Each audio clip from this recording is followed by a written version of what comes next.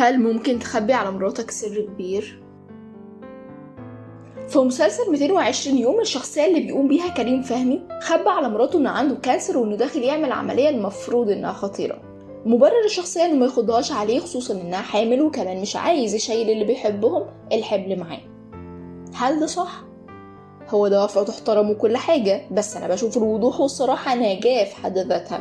فرصة يحس بدعمهم في وقت عصيب زي ده، فرصة حتى يودعهم لو مفيش لقاء تاني، فرصة ان كل واحد يقول للتاني كل اللي جواه ويدعم التاني بطريقته.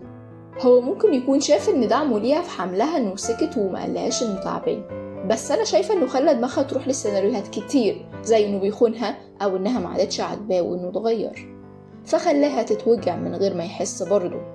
فالوضوح نجاة في اوقات كتير للطرفين، وكان زمانه وفر على نفسه ووفر علينا السيناريوهات دي كلها.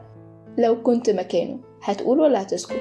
هل ممكن تخبي على مراتك سر كبير علشان تحميها؟ لو المحتوى ده بيشدك اشترك في القناة علشان عندي تحليلات أعمق جاية. ده ونس وأنا هدير مجدي.